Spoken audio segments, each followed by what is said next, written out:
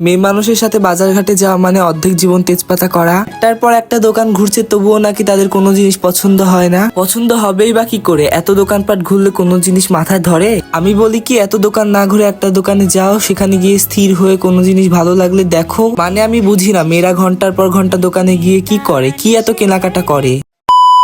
Hey guys, আসসালামু আলাইকুম, this is me Ahir ওয়াসির। কি অবস্থা সবার? Welcome back to my another vlog. আজকের ভিডিওটা হলো আমি আমার নানু বাসায় যাবো। নানু বাসায় যাওয়ার আগে আমার খালামুনি আর আমার মামাতো বোন আসবে বাজারে আসার মূল উদ্দেশ্য কিছু কেনাকাটা আর কিছু বাজারঘাট করা। তো আমি বিকেল বেলা একদম রোদ থাকা অবস্থায় বাসা থেকে বের হয়ে গেলাম। বাসা থেকে বের হয়ে রাস্তায় আসলাম। রাস্তায় এসে একটি ভ্যান নিয়ে সোজা একদম বাজারে চলে আসি। বাজারে এসে একদম আমার খালামুনি আর আমার কাজিনের সাথে দেখা হয়ে যায়। আমরা সবাই একসাথে হওয়ার পরে আমরা একটি শোরুমে চলে আসি। শোরুমটাতে এসে আমার অনেক ভালো লাগছিল, কারণ এখানে সব ধরনের কালেকশন আছে, জেন্টস, গার্লস। ইন্টেরিয়াল ডেকোরেশন দেখে ভালোই মনে হচ্ছিল, অনেক রকম কালেকশন ছিল। আমরা যেই সময় গিয়েছিলাম শোরুমটাতে, সেই সময় অনেক ভিড় ছিল, বলতে পারেন ব্যস্ত একটা পরিবেশ। এদিকে আমার মামাতো বোনকে বিভিন্ন রকম ড্রেস বের করে দেখাচ্ছিল, কিন্তু ওর একটাও পছন্দ হয় নাই। বলতেছিল যে ওর মনের মতো একটাও হচ্ছে না। তো সেখানে আমরা দেরি না করে পরে আরেকটি দোকানে চলে আসি। এই দোকানে এসেও দেখি অনেক জমজমাট কালেকশন দিয়ে ভরা। আমি আমার মামাতো বোনকে বলতেছিলাম, এত কালেকশনের মধ্যে তোর একটা জামা পছন্দ হইতেছিল না? ও বলতেছিল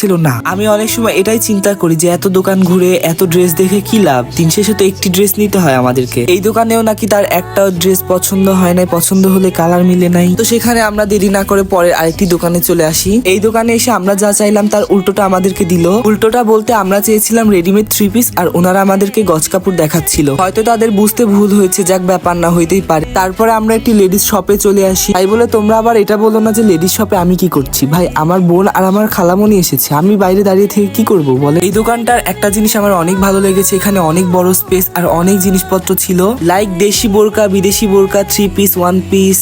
এই দোকানে এসেও ঠিক সেরকমটাই হলো। ও যেরকমটা চাইতেছিল সেরকমটা পাইতেছিল না। তো আমরা সেখানে আর দেরি না করে পরবর্তী আরেকটি দোকানে চলে যাই। তারপরে আমরা একটার পর একটা দোকান ঘুরতেছি, তবুও তার কোনো ড্রেস পছন্দ হচ্ছে না। কি আর করার, ঘুরতেছি। আমি বললাম এভাবে হবে না, তোমরা আরো একটা দিন সময় করে আবার আসো। দেন আমরা আর কাপড়ের দোকান ঘোরাঘুরি না করে চলে আসলাম সবজি বাজারের এইদিকে। সবজি বাজারে যাওয়ার আগে আমরা আরো একটা জিনিস কেনার জন্য এদিকে এসেছিলাম।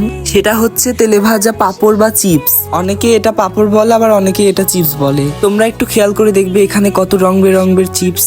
তাও ধরতে গেলে এখানে 50 রকমের চিপস ছিল। চিপস নেওয়া শেষ হয়ে গেলে আমরা আবার চলে আসি কাঁচা বাজারে এসে টুকিটাকি যে সবজি লাগে সেগুলো নিয়েছিলাম।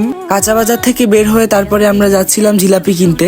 যেহেতু আজকে আমাদের বাজারে এসে অর্ধেক সময় চলে গেছে, প্রায় সন্ধ্যা হয়ে গেছে, আর একটু পরে ইফতার। তাই আর কি আজকে আর বাসায় গিয়ে ইফতার বানানো সম্ভব না, এজন্যই বাহিরে থেকে ইফতার নিয়ে যাচ্ছি। তো আজকের ভিডিওটা এ পর্যন্তই। দেখা হচ্ছে নেক্সট কোনো ভিডিওতে। ততক্ষণ